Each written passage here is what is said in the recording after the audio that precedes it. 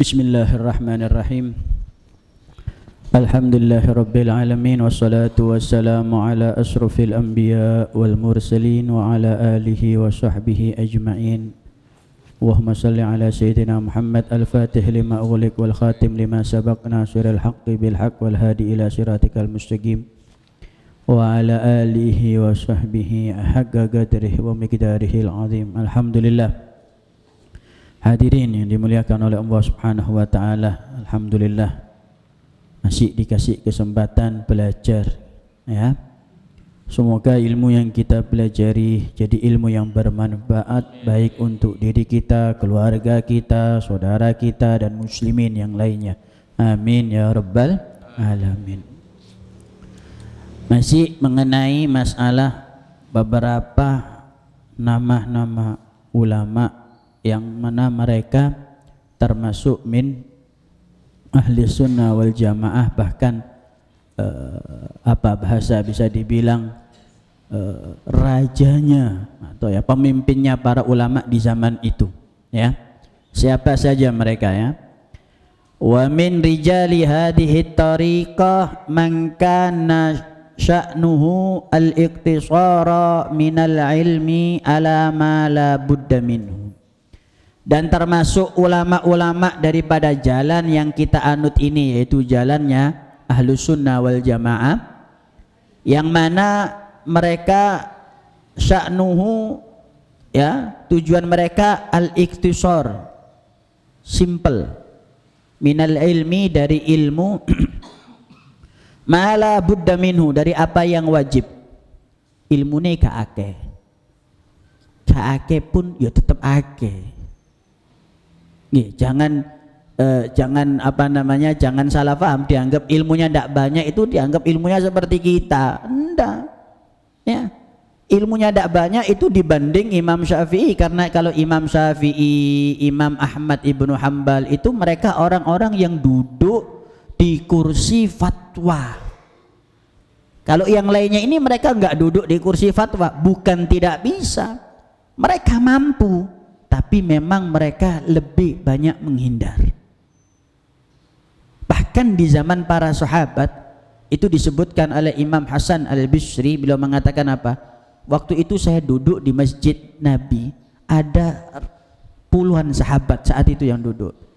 Wa idza su'ila ahadun minhum, kalau ditanya mereka tentang satu saja fatwa, hukum fatwa ya. Jadi fatwa itu bahasanya bukan seperti hukum wudu itu wajib apa enggak. Kalau wudu itu wajib berarti itu namanya hukum ilmu darurah, ilmu yang daruri yang kita pasti tahu semua. Tapi fatwa itu adalah mengambil satu hukum yang mungkin bisa dibilang belum ada kejadiannya atau baru terjadi atau apa, paham ya? Ya, kayak sholat dengan renggang softnya zaman dulu kan tidak ada, karena tidak ada corona ya. Zaman dulu tidak ada karena tidak ada corona ya. Ini namanya, nanti keluarlah satu hukum namanya fatwa. Itu mereka para sahabat itu bukan orang tidak ngerti, mereka alim, paham ya? Jelaslah, siapa yang bilang para sahabat nggak alim berarti merendahkan para sahabat. Kenapa? Gurunya siapa? Gurunya siapa? Memang kalau dari sisi hadis, itu memang sebagian ada yang menghafal sekian, ada yang menghafal 10, ada yang menghafal sampai 1000 seperti Abu Hurairah radhiyallahu taala, seperti Sayyidat, dan ada beberapa para sahabat yang memang duduk untuk fatwa, untuk hukum. Paham ya? Tidak semua para sahabat. Itu kata Imam Hasan al-Bisri, ditanya tentang satu hukum mereka ngimbal. Ojo takon nang aku. Yang sebelah. Dari sebelahnya, wah jangan tanya sama saya, ada lebih alim. Ya. Yang satunya, jangan tanya sama saya, ini lebih alim. Keliling dari satu yang pertama, keliling itu sampai kembali ke yang pertama lagi. Tidak ada yang berani menjawab. Lawang zaman saiki ilmu wudu kurang beres. Ilmu wudunya belum beres ya. Paham? Nek lali gak basuh tangan hukumnya ya apa? Lali gak basuh tangan sing kebasuh rambut dhisik ya apa? Kalau wudunya ada catnya tangannya, ndak tahu hukum sudah berfatwa ngalor ngidul. Bahkan ulama-ulama kabeh dijajan. Paham ya? Barusan ada yang akhir-akhir ini ada yang viral, ada satu orang baca Al-Quran gak karu-karuan tajwidnya. Paham? Ditanya belajar di mana, kita mengambil dari Rasulullah Sallallahu Alaihi Wasallam. Ini repot ini. Paham ya? Nah, jadi antum nek ono kabar koyok ngene ojo disebarno. Sama saja antum menyebarkan yang batil. Mudah diemkan. Antum dapat kiriman video seperti itu, antum lihat, kalau memang tidak tahu, kalau sudah tahu nggak usah dilihat, nggak usah di-download. Biar cukup nanti ulama-ulama saja yang orang-orang yang punya punya ilmu, punya ini, untuk mereka bisa menerangkan dan menjawab. Paham? Kalau antum sebar nang grup sebelah, sebar nang grup sebelah, tambah nyebar. Kebatilan tambah menyebar kemana-mana. Dianya dapat nama. Antum podo bendongkrak. Faham ya? Zaman dulu seperti itu, tidak mudah. Imam Malik itu sahibul madhab yang ngarang kitab Muwatta, itu beliau ditanya sekian puluh hukum, cuman yang dijawab beberapa saja, sisanya wallahu a'lam. Imam Ahmad bin Hanbal ditanya satu hukum, semalam bocor kitab murojaah. Tahu murojaah? Pelajari lagi. Semalam pelajari lagi. Benar tadi jawabannya dari hadis. Coba lihat hati-hatinya mereka dalam menjawab hukum. Makanya sampai ada yang mengatakan lau sakata man la yadri, kalau diem itu orang yang tidak ngerti, tidak akan ada kekacauan. Sekarang, zaman sekarang ini yang tidak ngerti komentarnya lebih banter, lebih terang daripada wong sing ngerti. Wong sing alim jarang komentar, wong sing tidak ngerti komentaran dindi. Antum sadari kemampuan antum, kapasitas antum sadari. Oh, kapasitasku 10 mili, ya wis ojo kon tambahi meneh. Dadi nelek. Oh, saya masih anak majelis tolib, penuntut ilmu di majelis. Ya, kapasitasnya. Hargai diri antum sendiri. Jangan sampai masuk ke ranahnya para ulama. Ndak jelek dan tidak hancur martabat antum ketika antum ditanya, antum bilang wallahu a'lam, saya ndak tahu. Tidak rugi. Bahkan para ulama mengatakan yang menjawab wallahu a'lam berarti sudah menjawab separuh daripada ilmu. Karena dia mengakui dirinya dia tidak tahu, hanya Allah Subhanahu wa taala yang tahu. Paham? Bahkan adabnya para sahabat ketika ditanya sama Rasulullah, itu mereka jawabannya apa? Allah wa rasuluhu a'lam. Padahal mereka sebagian tahu jawabannya. Allah wa rasuluhu. Kenapa? Adab di depan Nabi. Lagi ulama-ulama alim, ulama bocor kitab, ulama dikomeni, ya fatwanya ucapannya dibantah dan segala macamnya. Fahim dong ya? Nah, orang-orang yang akan kita bahas ini, mereka ini adalah orang-orang yang ilmunya banyak tapi tidak berfatwa alias gak ngajar. Orang dulu tuh ya paling takut loh ngajar kayak gini. Zaman saya kira enak ya ngajar kayak gini, cepet tenar. Oke, zaman biyen takut orang mau ngajar seperti ini aja. Majelis yang segini mungkin di zaman sekarang dianggap biasa, zaman dulu wah kayak seru. Mereka tidak mau benar-benar menjauh dari yang namanya apa? Ketenaran. Gak gelap. Oh, zaman sekarang malah cepet-cepetan, ya apa caranya kepingin tenar. Terus wal akhad fil ibadati wat tabattul ila Allah wal inqita, dan mereka benar-benar sibuk ibadah, wis gak ngurusi urusane umat, Wis uripe apa? Ibadah, sembahyang, ngaji, baca Al-Qur'an. Paham ya? Wattabattul ila Allah wal inqita ilahi, dan benar-benar memutuskan diri dari urusan dunia dan kembali kepada Allah taala. Wa tafarrugh an kulli masyghiluhu anhu, dan mengosokkan diri dari semua apa-apa yang menyibukkan dirinya dari Allah Subhanahu wa taala, wa an taatih, dan dari taatnya, wal inggibat anin nas, dan menjauh dari manusia, menghindari wong. Itu sifatnya mereka.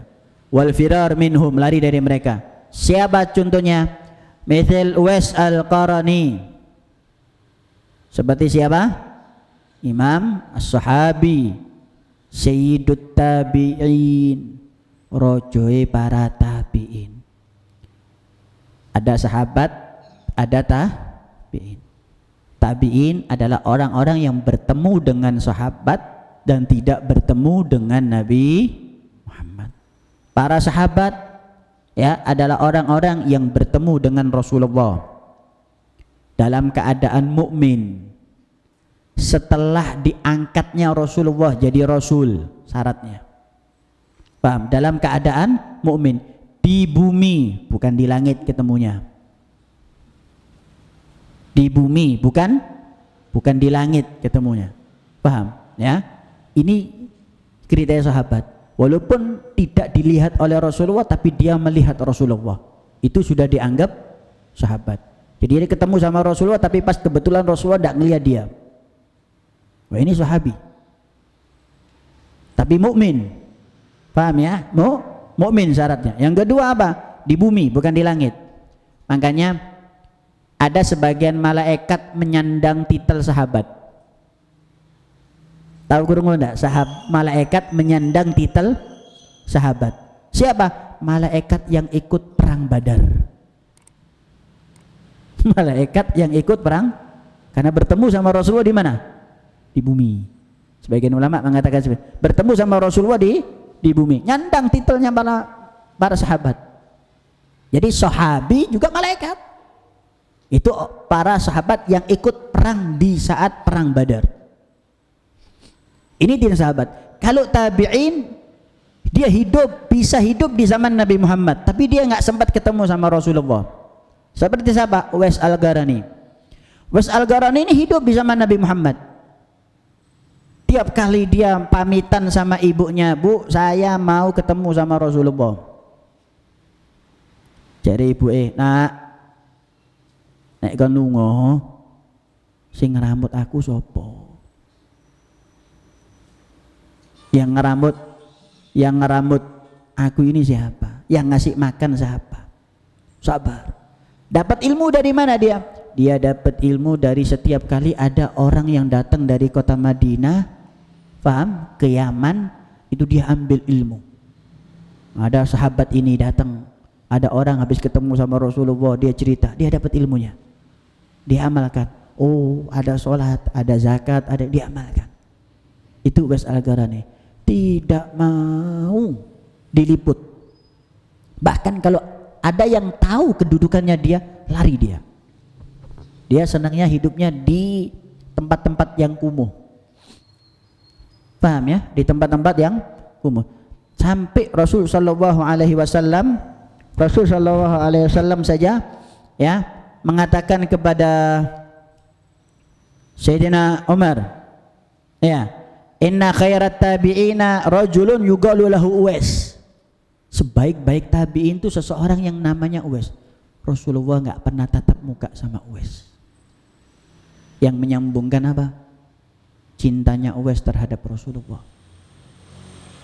Wali, wong soleh, nabi, itu mereka tidak ada hijab.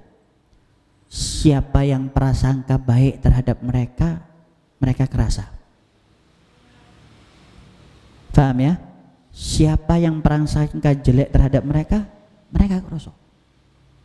Sopo sing cinta sama mereka, mereka kerasa. Rasulullah tahu. Jangan dikira Rasulullah tidak tahu sopo sing umatnya suka ngerusak di zaman saiki, sopo sing munafik di zaman sekarang. Rasulullah tahu. Siapa yang benar-benar pecinta, tahu Rasulullah. Bahkan Rasulullah tahu sopo sing teko nang majelis niat maling. ada hijab.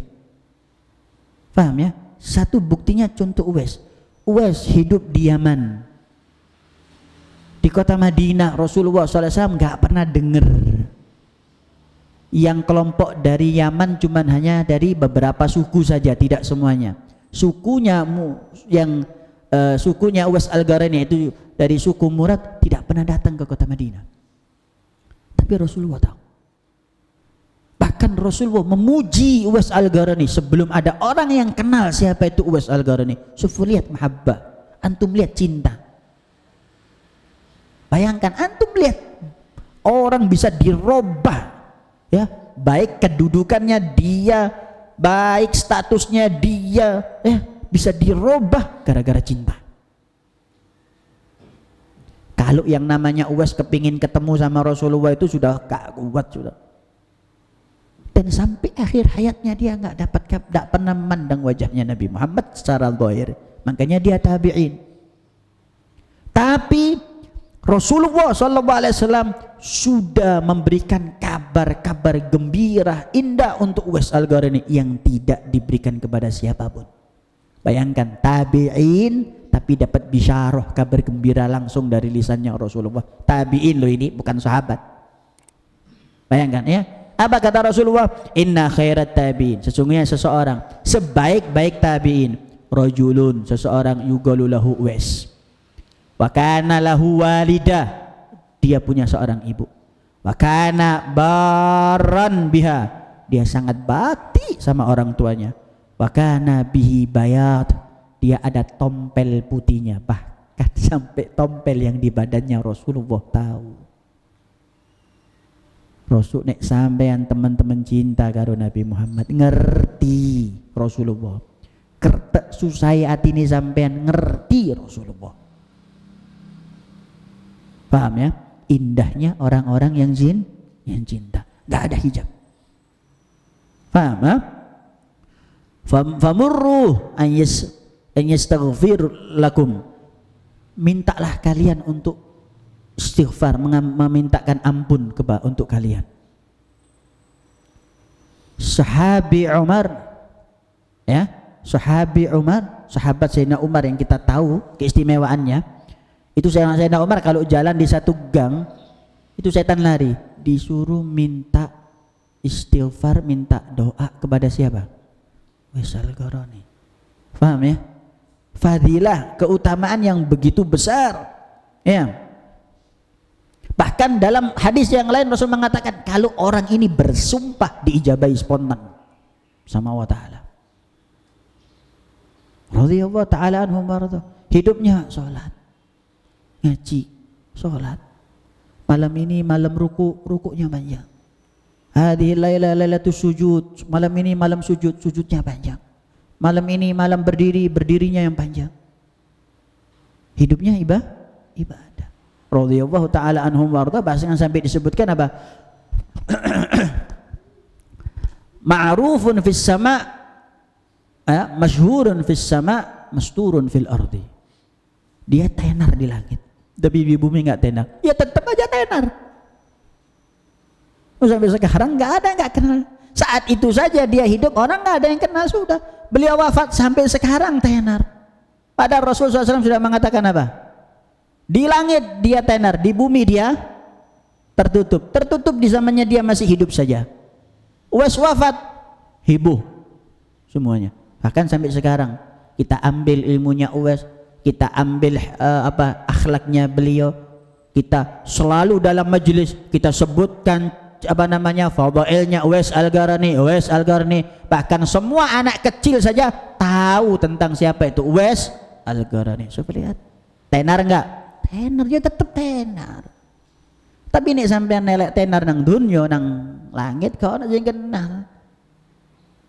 Makanya doanya orang yang dikenal di langit itu nek wis munggah nang ndukur para malaikat ndelok. Oh, tungoi fulan. Oh, doanya fulan ini Masya Allah naik. Paham? Dikawal tungoi sampean makanya cepet diijabahi. Tungoi wong biyen niku, ya. Sekali ngomong waras. Coba kita sampean gak tahu ndonga, munggah nang langit donga sampean mikir malaikat iki donga sapa iki nyasar iki. Hah? Kono sing kenal donga iki. Lah wong iki dikenal wala. Jadi cul karo malaikat. Siapa sing ngawal? Bahkan amalnya orang soleh saja dikawal sampai ribuan malaikat. Amali wong soleh. Sembayang tok mari sembayang amali diangkat. Dikawal ribuan malaikat. Paham ya? Ada orang-orang soleh. Wes al-Gharani. Apa? Hati ini tidak senang tenar. Hatinya dijaga. Ya, hati ini dijaga. Isi hati antum yang pertama dengan cinta dan ta'zim terhadap Rasulullah. Itu yang pertama. Kelasnya antum saiki, derajatnya antum ini sekarang di mata Allah Ta'ala tergantung cinta sampean karo Rasulullah. Tergantung cintanya anda sama Rasulullah. Paham ya?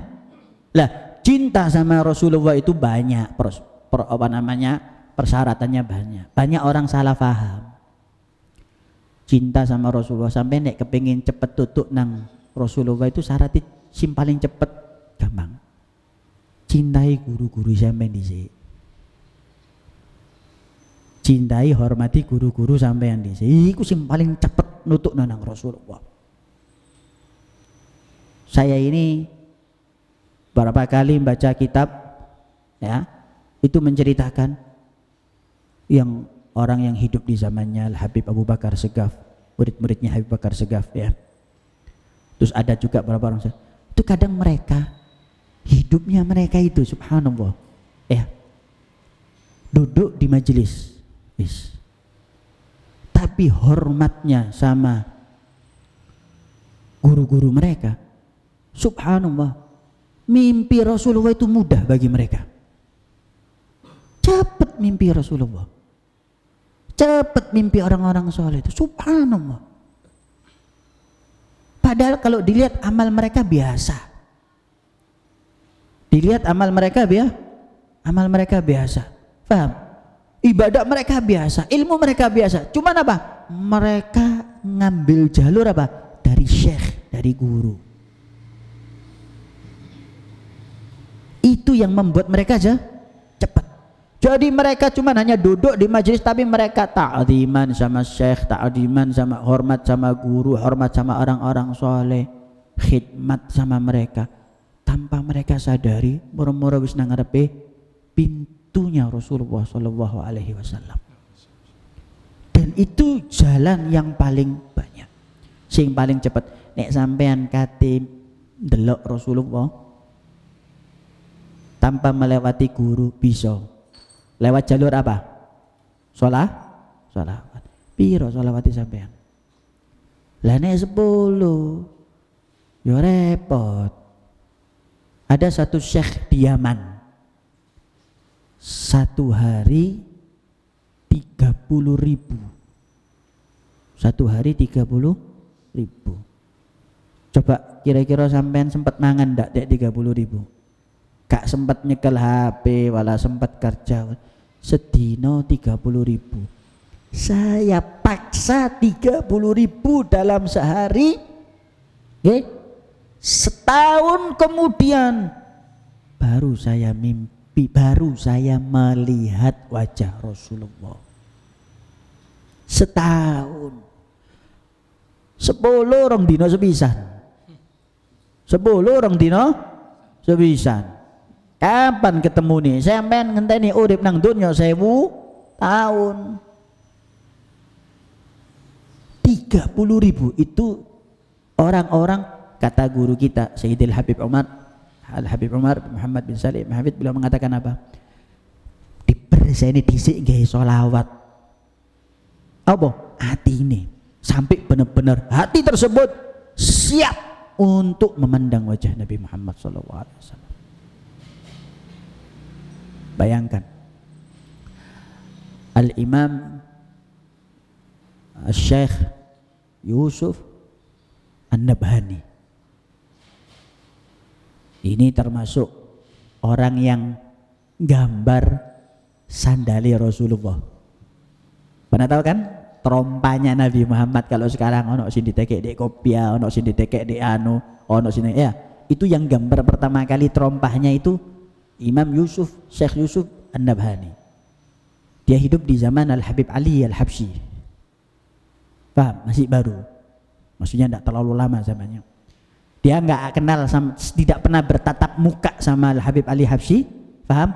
Tapi Al-Habib Ali Habsyi ya senang dan memuji Al-Imam Yusuf An-Nabhani. So lihat ya ikatan mereka.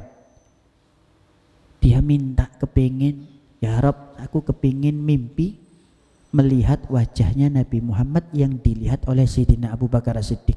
Wongku rek nek mimpi Rasulullah paling ketok cahaya itu.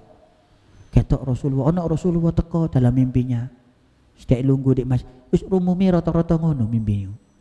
Ono Rasul. Ada Rasulullah. Paham? Tapi wajah Rasulullah yang dilihat oleh Sayyidina Abu Bakar As-Siddiq, yang dilihat oleh Sayyidina Umar di masa hidupnya itu tidak gampang.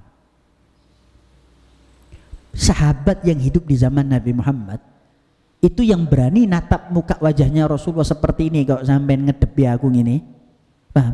Itu cuma 4-5 orang saja, nggak lebih. Sayyidina Abu Bakar, Sayyidina Umar, Sayyidina Ali, dan beberapa sahabat lainnya. Sisanya kalau duduk di majelisnya Rasulullah, duduk lihat sebentar seperti ini kemudian nundukkan kepala. Makanya ciri-ciri wajahnya Nabi Muhammad, ciri-ciri wajahnya Nabi Muhammad itu yang mensifatinya sudah kenal sama Rasulullah. Hindun ibnu Hala. Hindun ibnu Hala ini anak Sayyidatuna Khadijah dari suami yang pertama. Anak Sayyidatuna Khadijah dari suami yang Hindun ibnu Hala. Ya. Ini yang bisa mensifati Nabi Muhammad karena dia sudah kenal lama sama Rasulullah SAW. Ciri-ciri wajahnya seperti apa, alisnya seperti apa. Sahabat yang lainnya menceritakan hanya sedikit. Jadi diambil postur wajahnya Rasulullah itu ciri-cirinya ya dari hadis yang ini 1, 2, 3 saja. Yang lainnya tidak ada yang bisa menceritakan. Kenapa? Karena setelah nubuah ada di tangan Rasulullah, Rasulullah sudah diangkat menjadi nabi dan rasul, sudah tidak ada yang bisa memandang wajahnya karena kuatnya cahaya. Kuatnya cahaya Nabi Muhammad. Makanya sahabat itu nek lungguh ndelok Nabi Muhammad itu tidak bisa menteleng seperti ini, Pak. Kok sampean delok iya aku ngene menteleng ngono. Ndak iso. Apa? Lihat sebentar. Lihat lagi sebentar gini, nundukkan kepala lagi. Bahkan duduknya para sahabat di depan Nabi Muhammad sallallahu alaihi wasallam ka'anna fi ru'usihim at-tayr. Saking antenge khusyuke ya. Nek lungguh seakan-akan kepala mereka ini ada burungnya. Paham? Ada burungnya. Jadi nek kepingin burung tadi tidak terbang dari kepala, sampai harus anteng-antengnya seperti itu. Imam Yusuf An-Nabhani ini kepingin mimpi yang wajahnya Nabi Muhammad sama seperti yang dilihat oleh Sayyidina Abu Bakar Siddiq. Tirakate nopo? Baca surat Al-Ikhlas. Ya, surat Al-Ikhlas, la ilaha illallah sama sholawat 100.000 kali dalam sehari. 100.000 kali dalam berseni hati, ngumbah hati teman. Baru itu tidak sekali, sekian mudah, sekian saat barulah saya dikasih kesempatan memandang wajah Nabi Muhammad sama seperti yang dilihat oleh Sayyidina Abu Bakar Siddiq alias wajahnya sallallahu alaihi wa ala alihi wa sahbihi wasallam. Antep, sanggup ndak sampean tirakat kayak ngono? Mundur pasti. Majelis iki lho telat 5 menit ae lho akeh sing goyang pisan. Ya, majelis iki kalau saya panjangkan ya melebihi jam itu akeh sing wis goyang pisan awake, wis gak kuat pisan iki jam piro kurang buyar-buyar iki. Ya, kecuali nek sing teko terakhir ya sik seger sian. Sing teko terakhir sik seger ya, yang datang yang dari pagi itu dari jam 6 sudah baca wirid segala macam wis ketok lesu pisan. Paham ya? repot. Bukan kemampuan kita untuk ibadah seperti itu. Dudu dah iso. Saya yakin Anda bisa. Cuman kalau saya ngelihat nafsu nih sampean, wah gak yakin aku. Nafsu nih sampean lebih gede. Semalas sih lebih gede. Ya, ndak ada jalan. Kecuali apa? Ya sholawat sak mampune. Sholawat sak mampunya. Dengan yang kedua, caranya ya melewati guru. Yang melewati guru. Terus aku khidmat sama guru, ana ta'ziman syaykhsa, semoga guru saya yang punya guru nyambungkan ke gurunya. Ngono iku gati disambungno. Subhanallah nyambung garabi dhewe sampai nang Rasul sallallahu alaihi wasallam, dan itu bukti nyata dan banyak seperti itu. Paham? Tapi nek sampean gak kepengin atik guru, gak apa-apa, ya mujahadahe koyo ngono. Mujahadahnya seperti itu, baru Anda akan bisa ketemu sama Rasul sallallahu alaihi wasallam. Ya. Tapi kalau Anda lewat syekh, lewat guru, lewat majelis, lewat khidmat, lewat dakwah, ya, dakwanya majelis antum bantu, dakwanya ini segala macam, tujuannya tidak ada lain, hanya kepingin sampai kepada Nabi Muhammad sallallahu alaihi wasallam. Tutup sampean. Kapan? Wis tah. Tutup. Paling tidak sebelum akhir hayat Anda dikasih kesempatan bertemu sama Nabi Muhammad sallallahu alaihi wasallam. Isi kudu. Tapi sing temen, sing sodik, sing temen-temen dari hati ikhlas, bukan tendensi, bukan cari pamor, bukan cari ini nama, bukan cari Allah. Dono manfaati sampean nilai nama nang dunya. Oleh apa sampean? Dapat apa sampean? Fulus, uang, harta. Ya, wis belajar ikhlas lillah, khidmah karena Allah Ta'ala. Paham ya? Belajar karena Allah Ta'ala. Aku ngelewati syuyukh guru liajal ana biar bisa sampai sama Nabi Muhammad SAW. Dan itu satu-satunya jalan zaman sekarang yang pantas dan layak. Nek sampean dikei mujahadai zaman wong biyen gak sanggup sampean. Wis ta? Gak bakal sanggup sampean. Sampean baca selawat 1000 sedina ae wis bingung karepe dhewe iki jangkem. Paham ya? Baru 1000. Istiqomahnya gak kuat kita. Mungkin kita orang kena kepala pusing saja, spray sih majelis sih. Tirakat lu nang majelis istiqomah aja akeh ini. Sing anu beb apa kepala pusing, pengen sepeda digawe ini wake modele alasan. Kenapa? Ya sampean tak duduk no tirakati wong biyen agar kita ini malu. Apa yang kita persembahkan dengan apa yang kita ingin kita harapkan gak sebanding. Kita kepingin ini mimpi Rasulullah, tapi apa sing sampean persembahno nang Rasulullah? Kan gitu. Anda kepingin mimpi Rasulullah, tapi apa yang Anda persembahkan untuk itu? Yang Anda korbankan itu apa? Nggak sebanding kita. Malu kita. Nggak ada jalan lain kecuali apa? Modal cinta. Wis ngono tae wis.